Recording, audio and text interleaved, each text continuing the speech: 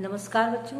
आज मैं आपके सामने आरोह पाठ्य पुस्तक के काव्य खंड में सहर्ष स्वीकारा है नामक पाठ की व्याख्या करने जा रही हूँ, जो कि गजानन माधव मुक्तिबोध द्वारा जी लिखा हुआ है। गजानन माधव मुक्ति, इनके बारे में पहले मैं बताना चाहूँगी। इनका जन्म 13 नवंबर को ग्वालियर मध्य प्रदेश में हुआ।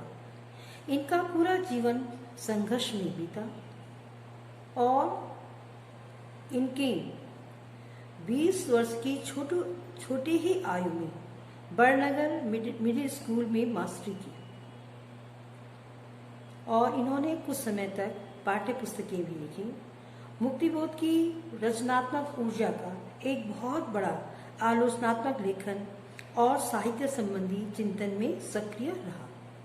वे एक समर्थ पत्रकार भी थे और इसके अलावा उन्होंने राजनैतिक विषयों, अंतर्राष्ट्रीय परिदृश्य और देश की आर्थिक समस्याओं पर लगातार लिखा। प्रस्तुत पाठ सहर्ष स्वीकारा में है। यह जो है एक नव कविता के प्रतिनिधि कवि के रूप में गजानन माधव मुक्तिबोध प्रस्तुत हुए हैं। कवि कहते हैं कि उनके जीवन की समस्त कमजोरियां और जो उपलब्धियां हैं वह उनके अज्ञात प्रेमी उनके साथ जुड़ी हुई है। मतलब कवि अपने अज्ञात प्रेमी के साथ बहुत ही गहराई से जुड़ा हुआ है। अज्ञात प्रेमी है क्योंकि वह एक अज्ञात व्यक्तित्व है। यह उसकी प्रेयसी भी हो सकती है और माँ भी, लेकिन वास्तव में यह कौन है, कविता में इसका रहस्य बना हुआ है। हालांकि यह अत्यधिक प्रेरणादायक एवं कवि के संपूर्ण व्यक्तित्व का एकमात्र निर्माता है। जीवंतता की पाने की चाह में वह उस अज्ञात को भूलना चाहता है। यद्यपि ऐसा करना उनके लिए दंड के समान है, परंतु वह यह दंड झेलने के लिए तैयार है, क्योंकि वह जानता है, कवि यह जानता है, इस कार्य में भी उसे वह का साथ अवश्य मिलेगा। जो उनकी अज्ञात प्रेयसी है वह उनका साथ अवश्य मिलेगा और वह यह सब कार्य भी सहजता से कर जाएगा। काव्यांश है, जिंदगी में जो कुछ है, जो भी है, सहर्ष स्वीकारा है, इसलिए कि मैंने जो कुछ भी मेरा है वह तुम्हें प्यारा है। गर्वीली गरीबी ये गंभीर अनुभव सब, यह विचार वैभव सब, दृढ़ता यह भीतर की सरिता, यह अभिनव सब मौलिक है इसलिए कि पल पल में जो कुछ भी जागृत है, अपलक है, संवेदन तुम्हारा है। प्रस्तुत काव्यांश में कवि ने जीवन के प्रति सकारात्मक दृष्टिकोण को अभिव्यक्त किया है और उसे जीवन की प्रत्येक स्थिति किसी भी रूप में स्वीकार है। कवि कहता है कि जिंदगी में जो कुछ है, जो भी है, सहर्ष स्वीकारा है। हर्ष के साथ, प्रसन्नता के साथ, खुशी के साथ मैंने उसे स्वीकारा है, इसलिए कि वह जो कुछ भी मेरा है वह तुम्हें भी प्यारा है। और वह क्या है? गर्वीली गरीबी, ये गंभीर अनुभव और विचार वैभव।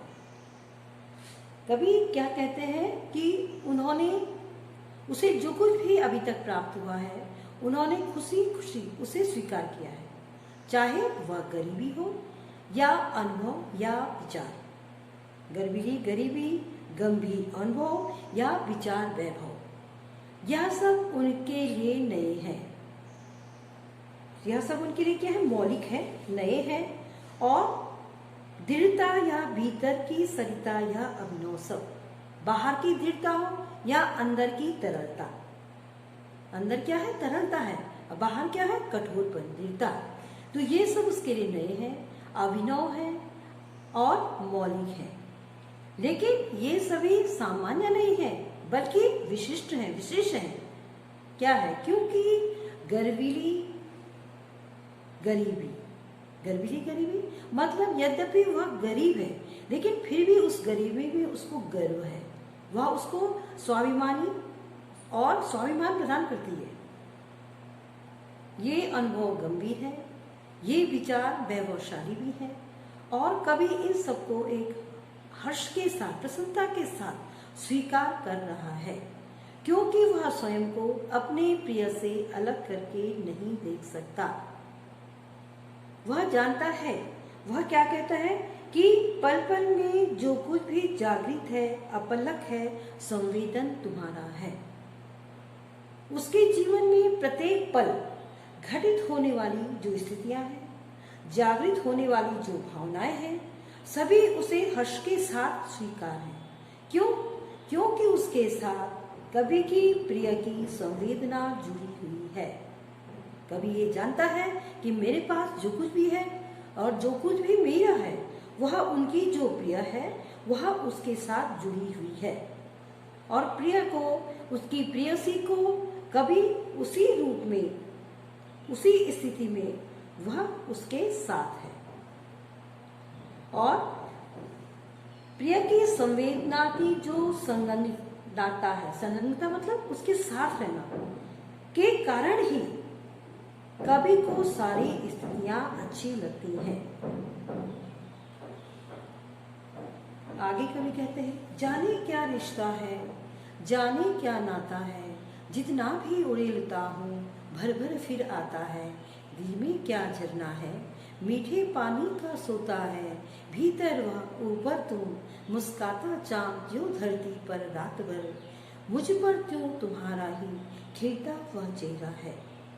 इन पंक्तियों के माध्यम से कवि अपनी प्रिय से स्वयं के संबंधों को व्याख्यायित करता है, मतलब उसको स्पष्ट कर रहा है कि उसका अपने प्रिय के साथ क्या संबंध है।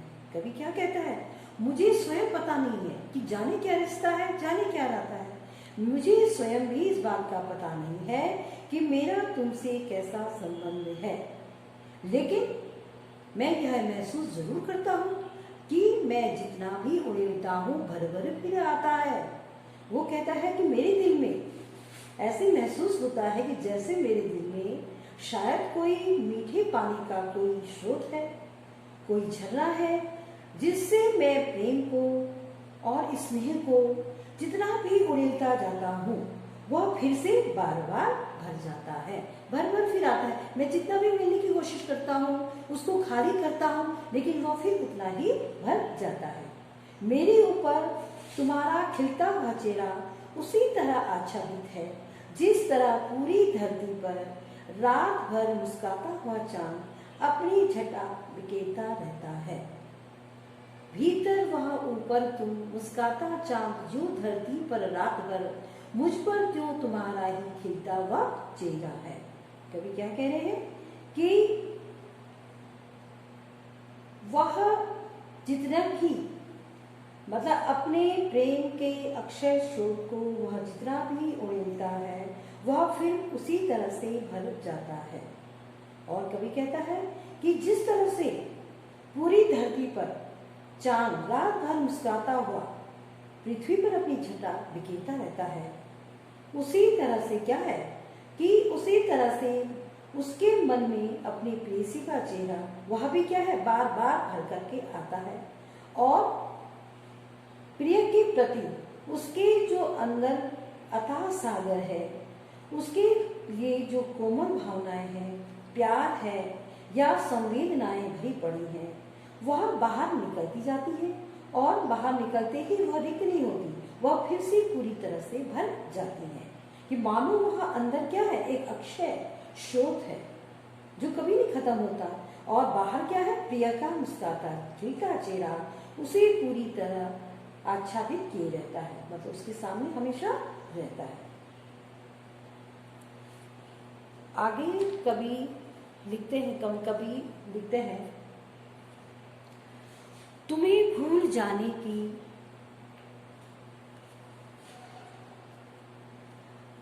नहीं, कवि आगे कहते हैं कि सचमुच मुझे दंड दो कि भूलूं मैं तुम्हें भूल जाने की।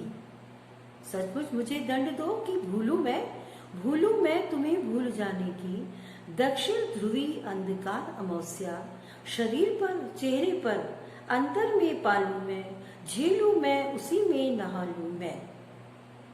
क्या कहते हैं, कभी कभी कहना चाहते हैं कि प्रिय की जो आत्मीयता एवं पूर्ण समर्पित कोमल भावनाओं से वह इतना विह्वल है कि स्वयं को उसका उचित पात्र नहीं समझता। कभी क्या कहते हैं, सचमुच मुझे दंड दो कि भूलूं मैं।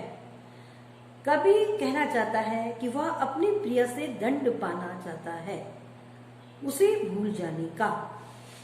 उसकी प्रिय से उसे क्या दंड दे कि वह उसे भूल जाए।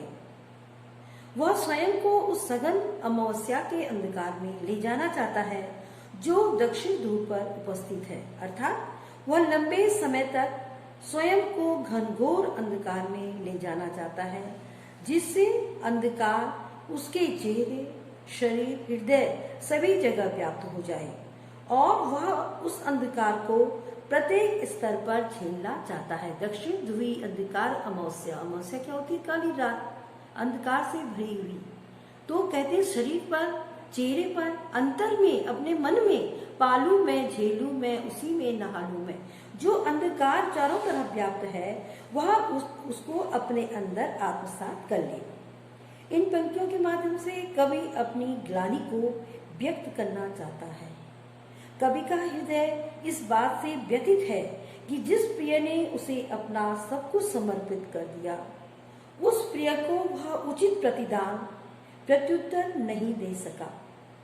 प्रिय के प्रेम एवं आत्मीयता के बदले वह उसे कुछ भी नहीं वापस लौटा सका। इसीलिए कवि अपनी प्रेयसी से दंड पाना चाहता है। वह दंड क्या है, उसी भूल जाने का दंड। आगे है, इसलिए कि तुमसे ही परिवेष्टित आच्छादित रहने का रमणीय उजेला अब सहा नहीं जाता है, नहीं सहा जाता है। ममता के बादल की मंडराती कोमलता भीतर पिराती है। कमजोर और अक्षम अब हो गई है आत्मा यहाँ, छटपटाती छाती को भवितव्यता डराती है। बहलाती सहलाती आत्मीयता बर्दाश्त नहीं होती है।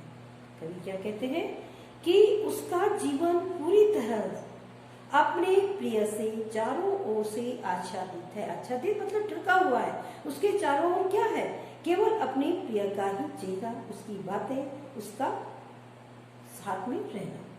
तो कवि का कहना है कि उसके चारों तरफ उसके प्रिय की जो आत्मीयता है, उसकी कोमलता और उसका जो प्रेम है, उसके कारण उसके चारों ओर एक उजाला सा छा गया है।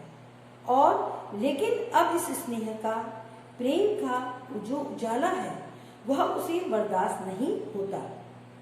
उसे लगता है कि यह उजाला वह स्वयं में उसको सहने में अक्षम मान रहा है, असमर्थ मान रहा है उसको। वह उजाला उससे सहन नहीं हो पा रहा है। उसके प्रिय की कोमल भावनाएं ममता का बादल बनकर उसके भीतर मंडराती रहती हैं। इस अथाह स्नेह, प्रेम, ममता, कोमलता आदि के कारण उसकी आत्मा कमजोर हो गई है और अब वह कठोरता एवं कठिनाई को सहन करने में असमर्थ है। तो कवि के हृदय में भवितव्यता, एक डरावने भविष्य को लेकर क्या है, छटपटाती छाती को भवितव्यता डराती है। कवि को कौन डराता है, एक भवितव्य, भविष्य की जो आशंकाएं हैं वह उसे डराती रहती है। इसीलिए अब कवि को अपने प्रिय की इतनी अधिक आत्मीयता, घनिष्ठता, बहलाती सहलाती आत्मीयता बर्दाश्त नहीं होती है। वह भविष्य को सोचकर इस आत्मीयता से दूर जाना चाहता है, ऐसी जगह जहां चारों ओर अंधकार ही अंधकार हो, कठोरता ही कठोरता हो, ताकि उसमें कठिनाइयों से संघर्ष करने की क्षमता विकसित हो सके। आगे कवि कहते हैं कि सचमुच मुझे दंड दो कि हो जाऊं पाताली अंधेरे की गुहाओं में, विवरों में, धुएं के बादलों में, बिल्कुल मैं लापता, लापता कि वहां भी तो तुम्हारा ही सहारा है। इसलिए कि जो कुछ भी मेरा है या मेरा होता सा लगता है, होता सा संभव है, वह सभी वह तुम्हारे ही कारण के कार्यों का घेरा है, कार्यों का वैभव है। अब तक तो जिंदगी में जो कुछ था, जो कुछ है, सहर्ष स्वीकारा है, इसलिए कि जो कुछ भी मेरा है वह तुम्हें प्यारा है। कवि आगे क्या कहते हैं, इन पंक्तियों के माध्यम से कवि यह कहना चाहते हैं कि वह अपने प्रिय के अस्तित्व से, जो चादरों से उसके प्रिय का अस्तित्व उसे आच्छादित किए हुए है, आच्छादित मतलब ढका हुआ है, जिसके उसके प्रेम में उसके प्रिय जो चारों तरफ से उसके प्रेम प्रेयसी की जो आत्मीयता है वह जो उसको ढक रखी है, वह उस आच्छादित जो उसका अस्तित्व है वह अपने अस्तित्व को समाप्त करने का दंड चाहता है। वह नहीं चाहता कि उसका अस्तित्व इस प्रकार से बना रहे। कभी कहता है कि वह स्वयं को पाताल जैसी घनघोर गुफा या सुरंग के अंधेरे में विलीन करना चाहता है। कभी क्या कहता है, सचमुच मुझे दंड दो कि हो जाऊं पाताली अंधेरे की गुहाओं में, विवरों में, धुएं के लापतों में, बिल्कुल मैं लापता, चारों तरफ अंधकार, धुएं के बादल और जो अंधकार भरी गुफाएं हैं, बिल हैं, उसमें क्या करूं, मैं उसमें खो जाऊं और लापता हो जाऊं। लेकिन कभी फिर यह एहसास करता है, अचानक उसे यह एहसास होता है कि लापता होने के बाद भी, अपने वर्तमान अस्तित्व को समाप्त करने के बाद भी वह अपने प्रिय के सहारे ही तो बचेगा, उसके सहारे ही तो रहेगा। लापता कि वहां भी तो तुम्हारा ही सहारा है, इसलिए कि जो कुछ भी मेरा है और जो कुछ मुझे अपना होता सा लगता है या जो मेरा होने की जो संभावनाएं है वह सभी क्या है, वो तुम्हारी ही है, क्योंकि वह स्थिति भी उसके प्रिय के कारण ही उपस्थित होगी। कवि के सभी कार्यों का कारण उसकी प्रिय ही है। कवि के कार्यों के वैभव का कारण भी उसकी प्रेयसी ही है, इसलिए उसके अस्तित्व को समाप्त होने या उसके विलीन होने का कारण भी उसकी प्रिय ही होगी। अर्थात प्रिय के अस्तित्व से भिन्न कवि का अस्तित्व कोई अर्थ नहीं रखता।